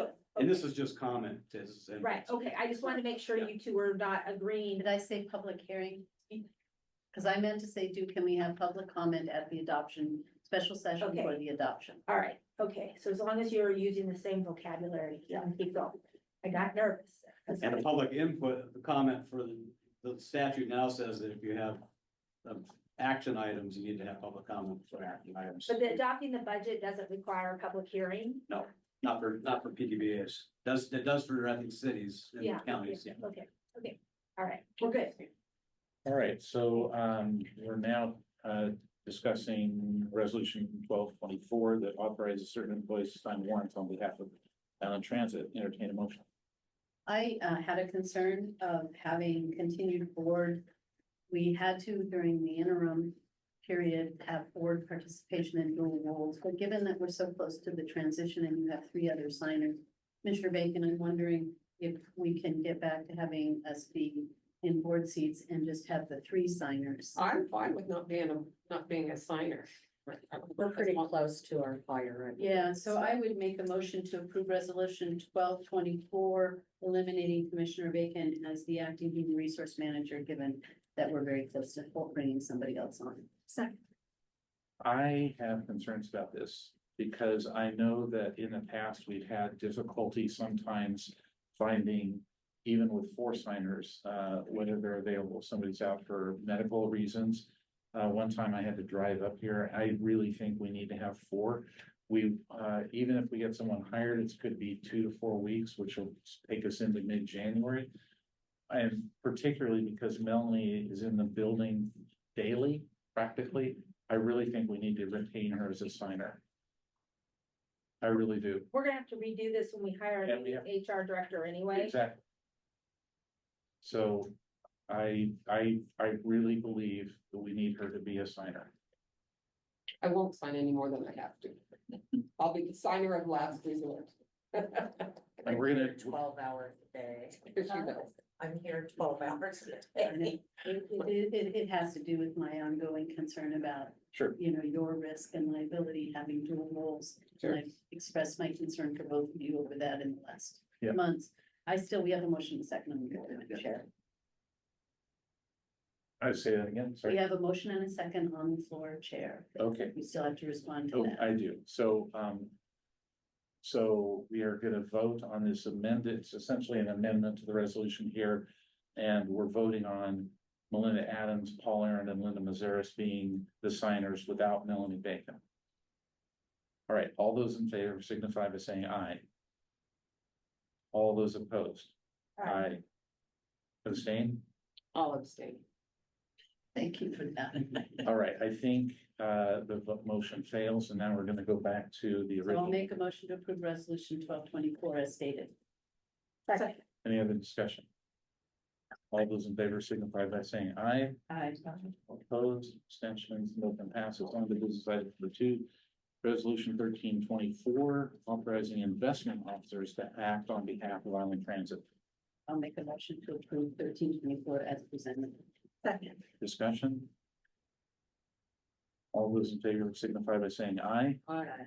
Opposed, abstentions, passes. Resolution number 1424, authorizing delegation of signing authority for Federal Transit Administration's award management system. But she's only been here 17 days. Tough. I'm actually familiar with this one and know how to do it. Actually, I've never seen this. Why don't you tell us a little bit about this? The Federal Transit Administration requires both the executive director or director and legal counsel to sign certifications and assurances annually, which is basically us agreeing to all the terms and conditions that the FTA requires on the grant funds. It also allows me to submit applications, which in many cases here, that isn't the case because we're sub-recipient of the state. Sure. But it also allows me to execute an award if it should come through trans. All right, any other discussion questions? Based on Craig's enthusiasm, I'm gonna move resolution 1424. Second. Right. So we have a motion, second, any other discussion? I don't think there is. All those in favor signify by saying aye. Okay. Opposed, abstentions, motion passes. Bill, business item number 4, resolution 1524, authorizing Island Transit Executive Director Melinda Adams to act on behalf of Island Transit as the plan sponsor and plan administrator for the Mission Square Retirement 457B Deferred Compensation Plan. I move to approve resolution number 1524, authorizing Island Transit Executive Director Melinda Adams to act on behalf of Island Transit as the plan sponsor and plan administrator for the Mission Square Retirement 457B Deferred Compensation Plan, superseding any previously designated plan sponsors and plan administrators effective December 6, 2024. Second. Any discussion? All those in favor signify by saying aye. Aye. Opposed, abstentions, motion passes. Business item number 5, resolution 1624, which changes the January 2025 and July 2025 regularly scheduled business meetings dates with the meeting start time remaining at 9 a.m. I'm in opposition to this. This is not fair. Well, let's at least make a motion that we can amend it. I have an hour and a half to get here, and in winter especially, that can be a very challenging commute. So I just would respectfully say this is very challenging and I wanted to be here, for example, today because we were talking about the budget. It's really important. Yeah. So I actually think I agree with Commissioner St. Clair. We now have, we're through the transition. We've accomplished quite a bit during it. We had multiple special sessions. There was much to process. Much of that in the future will be handled by staff now. And I'm okay with making this 9:30 a.m. start time. We do things in 90 minutes. And if that doesn't work for whatever reason, then we will go back to 9 a.m. or we'll extend to 11:30 a.m. So does that work? Okay. All right. So I need a motion. I'll make a motion to approve resolution number 1624 with a meeting start time of 9:30 a.m. Second. Any other discussion about that? All right. I obviously thought we were starting at 9:30 anyway. All those in favor signify by saying aye. Aye. Opposed, abstentions, motion passes. Business item number 6, resolution 1724, declaring certain property described as attached and incorporated by this reference as Exhibit A is hereby declared surplus, and the executive director or designee is authorized to dispose of the property as required by law. So all of these are vehicles that we're doing. Yes. Do we have a motion? So moved. Second? Second. Oh, I'm sorry. I have a question. So historically, we've put some surplus vehicles into our donation program to nonprofits. Will any of these go into that program or not? All 4 have catastrophic engine failure. They're deemed, they've been off the books, some of them since February of 2018. So you're just calling them dead on arrival? Yes, ma'am. DOA. Yes, ma'am. Most of the engines are apart. They've been parted out, right? They've been parted out. 74,000 miles and 76,000 miles and even 109,000 miles seems inappropriately low for catastrophic failures. Did we not go back to the manufacturers? If I bought a new car and got 76,000 miles out of it, I'd lose my mind. So the story that I have heard, keep in mind this was before I was here, was that the engines were designed flawed. We had fought with warranties, and my understanding was the warranties were only like 30,000 miles. They were filling the crankcases with diesel, causing very serious engine issues where they were having to come in mid-PM cycle, and they were extremely costly to this agency. And so the ruling was to put them out back and wait for them to essentially time out. Wait for the ULB to expire, and then they could be removed from the books. Okay. It sounds like we have to do it, but I think maybe in the future, we just get on those 30,000 miles. Doesn't seem like a long warranty, and 76,000 miles feels like if there's a design error where it's worthless at that point, that there needs to be some tough love with where we purchased it. You're on it. Thank you. All right, any other discussion questions? All those in favor signify by saying aye. Aye. Those opposed, abstentions, motion passes. All right.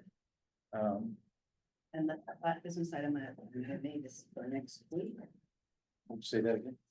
I'm just Okay. talking to myself. All right. So But that's now conversation. we get to the monthly reports, I believe, and Yeah, number seven. I thought we did. The pink page. Oh, I'm sorry. I must have skipped number 7. Right. So an update on agency IT projects, including radio system, internet provider switch. I would respectfully request that we defer that to a future meeting. I agree. We can do that. I agree. Sorry about that. All right. Was that, yeah, okay, we have run out of time on that item, so now we get to monthly reports. Okay, I will be as quick as possible here. So, week 3, I have met with 25 employees thus far, visited the Camino facility and met with our union representatives. We have distributed Island Transit's anti-harassment policy to the entire organization. All employees will sign acknowledgement by December 15th of 2024. Leadership and supervisors will attend a virtual 90-minute training provided by Summit Law to be completed by the end of the year. In January, Summit Law will do an in-person training for all leadership supervisory positions, and this will be a best practice of an annual training going forward every January. The current anti-harassment policy is bare bones and will be updated to include more robust language and address retaliation. Recruitment, we will be evaluating the NeoGov website recruitment tool used by most public agencies, including the city of Oak Harbor and Island County, in order to expand our recruiting reach. This will greatly increase our reach to fill hard to fill positions, including drivers. Once HR has determined the cost to implement, we will present to the board for a budget amendment in 2025. This week, we interviewed 3 candidates for the HR manager and will be inviting one back for a second interview next week. Board member Bright has agreed to be on that panel, so we appreciate that. Tasks in the first quarter for this position will be to update all personnel policies. The last update was in 2013. Evaluate any deficiencies and implement any policies that are lacking. I was laughing. They will be continuing our recruitment process. Implementation of non-represented annual performance evaluations and probationary performance evals will be implemented. Operations manager posting is going up this afternoon, and enhanced training as a result of the NASH report, in addition to team building, will begin in the first quarter. So those are all the items that I'm going to have our new HR manager focused on to implement in first quarter. For planning, we mentioned this earlier, 2025 will begin the long-range planning process for our system. We do not currently have a long-range plan in place. The long-range plan will inform an update to the agency's fleet and facility transition plan scheduled to begin in the third quarter. Have to know where we are, where we're going to plan for zero or low emission systems. Had a very productive meeting with the deputy director of WashDOT regarding the award for hydrogen buses. We are looking at options to utilize the funding when we have more solid plans in place and the money is not at risk. For example, the long-range plan and transition update. In addition to requirements from the new 2025 administration, all of those things are in question. So in the meantime, the agency needs to replace existing buses with hybrid electrics, and we can pursue funding for this through the 2025 Bus and Bus Facilities Program that has a rural set aside. That is scheduled to come out in February, and we would bring this request to the board at that time before applying. Annual audit is wrapped up, and Paul and I will meet with the team on Monday, December 9th. I'm looking at this as an opportunity to set a roadmap to shore up any areas in question and to put procedures in place where necessary. We will arrange a presentation from the auditors to the board after the closeout. Next year, the board will begin to receive a monthly digest to inform you about upcoming items you should be aware of happening in your communities. An example would be scheduled outreach events that are happening, pop-up recruitments, etc. Also beginning in January, the board can expect to receive their board packages the Friday before the scheduled board meeting to provide a better opportunity for review and respect for your time. Staff will be given strict deadlines to adhere to. Changes, if any, will be required in a red line format. There will be an executive session scheduled in January for the discussion of the South Whidbey Transit Center, and I have met with WashDOT to discuss the grant parameters and timeline and can advise the board at that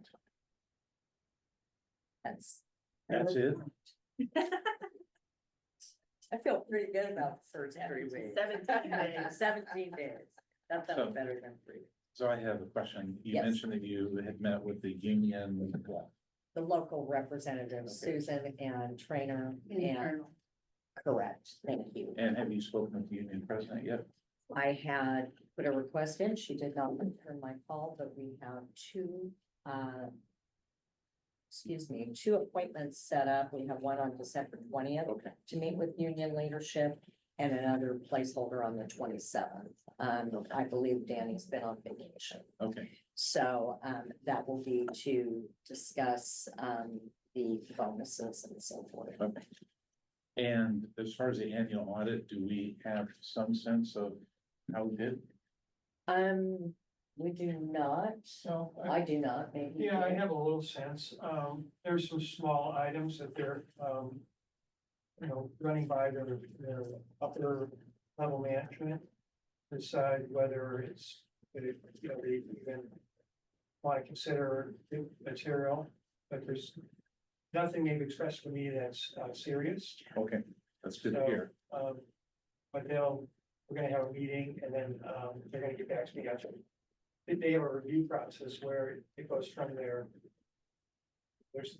local supervisor to a manager to the audit manager, like there's 3 levels of review.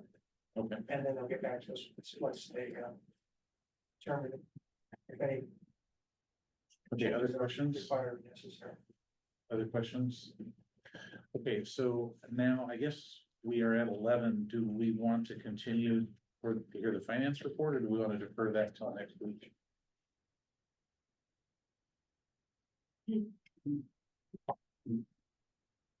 After already having reviewed it with Paul, I don't think that there's any major surprises or concerns. But that's just me, and I know we all had it in our packet, so, I will be fine foregoing it. Okay, we're gonna forego it. Are we allowed to do that? Yeah. Okay. Sure, sure, maybe. Matt, what do you say that, and then you tell us we can't do the things I want to do? All right. It's the way I am. I love it.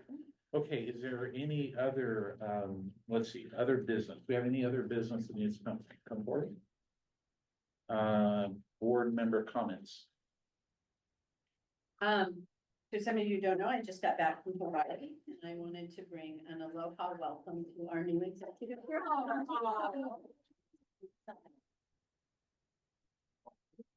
So do I want to go back. It's warm. Which island? Hawaii and the Big Island. Nice. I have a timeshare for rent if anybody's interested in Maui in March. Okay, I just had a quick comment. Sure. I wanted to thank Melinda and her team for all of their work on the budget and the very transparent presentation. I feel like we are informed. I feel like we got to ask questions that because we weren't ever in the weeds before, we didn't get to consider or ask. So I thank you all. I know it was an incredible amount of work and sometimes it feels like you're on the firing squad when we're asking questions. But I appreciate the fact that you entertained those questions. Thank you, staff worked really hard. In 17 days, I didn't even know what to do with that. It was only 17 days. I made that up. I feel like I've been here forever, I really do. Yeah. I feel like I've Well, been here a long time. I mean, I have to make some comments too. I appreciate the board, first of all. I mean, we made it through the transition. the wheels on the bus continue to roll. I mean, I know it's an overuse, and that's a credit to the staff. I mean, there was real work that was done on the staff's part to fill in the gaps where they need to be filled in. There are staff members in this room that I have, know a lot more about their jobs and, just remarkable work on everybody's part. I really do mean that. And, so glad that, Executive Director Adams has joined us. It was a thrill for me to get up this morning and not feel the weight of the world on my shoulders coming into this board meeting, knowing that was somewhere else. Yeah, it was in. It was right. But it's so good to have you here. And I think, again, as I've expressed before, I think Island Transit, as we get things aligned and we get our budget passed and get some gaps filled in, we're gonna move forward to places that we didn't know we could go. So, Thank you. yeah, You did great too, Craig. thank you very much. Yeah, you It's a know, lot of work. you know, they deserve our, Yeah. our appreciation. Championed many things above and beyond the quality. You don't have to, I still have time to screw everything up. Any comments from you besides that? Well, this has been, I think that every board member should have to really dig into the weeds of the way Craig and I have in order to really understand this agency. Oh my God. I mean, it used to be, I'd look at the packet before the meetings and then I would Zoom most of the meetings and then, I'm kind of there, kind of not there. Boy, from now on, I'm gonna know I'm gonna understand, I'm gonna know questions to ask. I actually think that's something that I'm taking away from the experience too, is that as an acting staff member, basically a staff member, I really truly know more about how this whole place fits together, both internally and externally. And maybe you could think about how new board members and current board members that haven't had that experience could at least move forward. An orientation of some kind. Yeah. Maybe that's, we're talking about a spring or summer retreat. Maybe that could be a part of it. Sure. So, Good. all right, well, it's 11:05. I don't think we have any other business, so I'm going to adjourn this meeting. And we will come together again next week, I think at 2:00, right? I don't know, what time is it for our next meeting? So I cannot be here till 2:30. I'll come in virtually, but I cannot be here till 2:30. Well, then we'll start at 2:30. So I apologize for that. 2 to 3 is when it's Yeah. scheduled.